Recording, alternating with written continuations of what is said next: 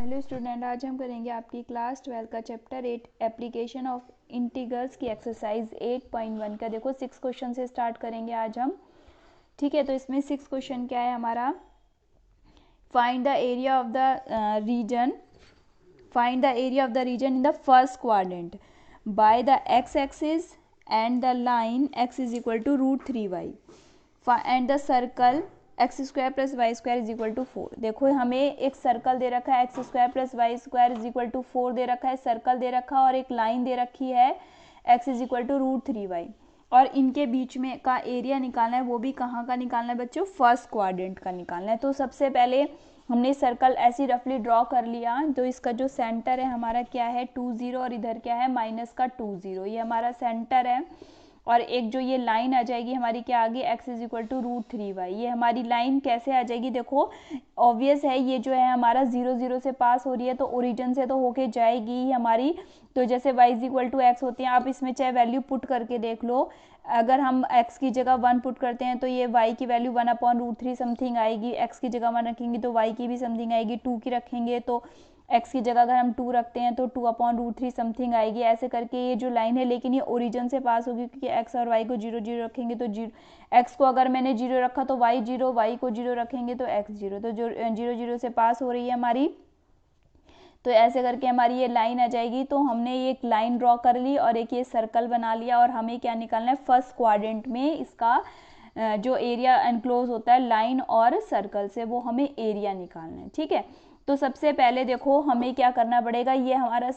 Circle और line जो है यहाँ से पहले सबसे पहले इन दोनों को, क्योंकि ये लाइन जब जा रही है तो सर्कल को कहीं ना कहीं से कट करती हुई जा रही है, तो सबसे पहले हमें लाइन का और सर्कल का क्या निकालना है, इंटरसेक्शन पॉइंट निकालना है। तो लाइन और सर्कल का इंटरसेक्शन पॉइंट निकालने के लिए तो हमने क्या करा, देखो हमने जो हमारा मेथड होता है ना सब्स्टिट्यूशन मेथड, वो अप्लाई किया। तो x की जगह हमने सर्कल के अंदर √3y पुट कर दिया,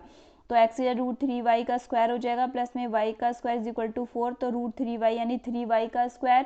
प्लस में y square is equal to 4, तो 4y square is equal to 4, यानी y की वैल्यू कितनी आ गई बच्चों, +-1 आ जाएगी हमारी। -1 का हमें काम नहीं है क्योंकि हमें फर्स्ट क्वाड्रेंट में निकालना है, तो फर्स्ट क्वाड्रेंट में y तो हमारा पॉजिटिव ही आएगा। और अगर हम y की वैल्यू x में रखेंगे यहाँ पर, तो x की वैल्यू भी कितनी आ जाएगी हमारी, ±√3 आ जाएगी। तो यहाँ पर यानी कि x की जो है √3 और y की क्या आ गई हमारी 1, तो ये वाला पॉइंट मेरा क्या आ गया, √3 और 1 आ गया। तो सबसे पहले हम क्या करते हैं, जो इनका इंटरसेक्शन पॉइंट होता है उससे एक्स एक्सिस पर हमने क्या करी, एक लाइन परपेंडिकुलर लाइन ड्रॉन कर दी। ठीक है, एक परपेंडिकुलर लाइन ड्रॉन कर दी। अब हमें ये वाला एरिया निकालना है, तो इस वाले एरिया को निकालने के लिए सबसे पहले हमें देखो, अब हम यहाँ पर जो है इस एरिया में अगर हम यहाँ से सर्कल का निकालना चाहे तो यहाँ पर तो सर्कल है ही नहीं, और अगर मैं 0 से 2 तक पूरी लाइन का निकालती हूँ तो ये 2 तो यहाँ पर जाएगा, इसका ये लाइन ये वाली चीज़ तो नहीं आएगी, बहुत ज़्यादा एरिया निकल जाएगा जो हमें रिक्वायर नहीं है। तो इसके लिए बहुत ध्यान से देखेंगे। देखो सबसे पहले हमें 0 से लेकर 2 तक का, 0 से लेकर 2 तक का कौन से का निकालना है, लाइन के नीचे का एरिया निकालना है। 0 से 2 तक के लाइन के नीचे का एरिया निकालना है हमें, और उसके बाद 0 से √3 तक, 0 से √3 तक का तो हमें लाइन के नीचे का एरिया निकालना है। और फिर √3 से यहाँ पे ये जो पॉइंट है ये √3 से लेकर 2 तक हमें किसका निकालना है, देखो सर्कल के नीचे ये वाला पार्ट निकालना है जो सर्कल के अंदर इंक्लूड होता है। तो इसको हमें दो तरीके से निकालने को, 0 से √3 में तो लाइन आएगी y dx, और प्लस में हमारा क्या आएगा, फिर उसके बाद सर्कल का आएगा, क्योंकि यहाँ पर सर्कल यूज हो रहा है। देखो यहाँ से यहाँ तक तो लाइन यूज हो रही है और यहाँ से यहाँ तक ये क्या यूज हो रहा है, सर्कल। तो हम क्या करेंगे, 0 से √3 तो हम लाइन के लिखेंगे, लाइन यानी y dx, y की वैल्यू x/√3 dx, और प्लस में फिर सर्कल यूज करेंगे तो क्या आ जाएगा,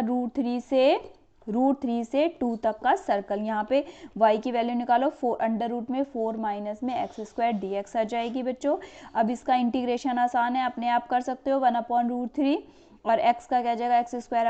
0 से √3, प्लस में इसका निकालेंगे अंडर रूट में a² माइनस x² से x/2,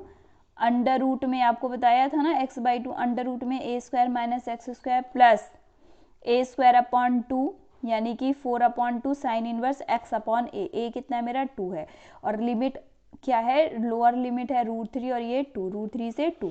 रख दो वैल्यू 1/√3, ये 1/2 तो बाहर आ गई। लिमिट रख रहे हैं अब हम x की जगह √3 का स्क्वायर माइनस में 0 का स्क्वायर प्लस में अब हमने क्या रखनी है 2, अपर लिमिट रखनी है पहले। तो यहाँ पर क्या रखेंगे बेटा, देखो x की जगह यहाँ पे 2/2 आएगा हमारा, ठीक है, यहाँ पर x की जगह 2/2 आएगा हमारा। देखो यहाँ पे रखा हमने, सबसे पहले इसमें रखने की, देखो 2/2 रखेंगे तो यहाँ पे 4 माइनस यहाँ पे x की जगह 2 रखे तो 2 का स्क्वायर यानी 4, तो ये पूरा क्या हो जाएगा मेरा 0 आ जाएगा। देखो यहाँ पर मैंने डायरेक्ट ही रख दिया था। यहाँ पे देखो सबसे पहले मैंने अपर लिमिट रखेंगे तो यहाँ पे 2/2, यहाँ पे 4 माइनस ये x की जगह 2 का स्क्वायर रखेंगे तो ये 4 यानी कि ये कंप्लीट 0 हो जाएगा। यहाँ पे रखेंगे 4/2 साइन इनवर्स x की जगह 2 यानी 2/2 माइनस में अब √3 रखेंगे तो देखो x की जगह रखो √3/2, 4 माइनस में x की जगह √3 का स्क्वायर यानी 3 आ जाएगा,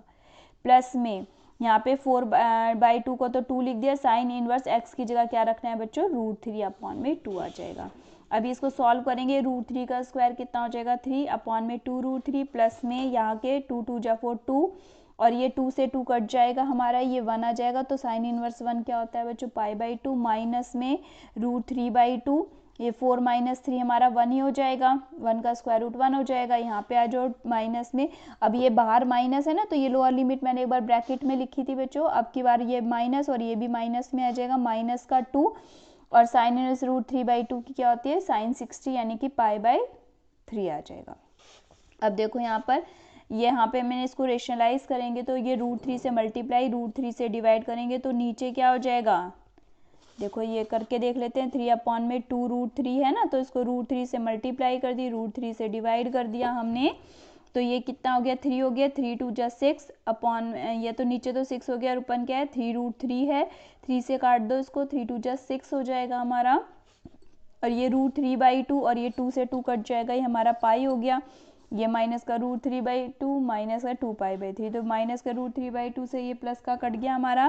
तो ये क्या बच गया पाई माइनस में 2π/3 एलसीएम लेंगे तो π/3 स्क्वायर यूनिट, ये हमारा इसका आंसर आ गया।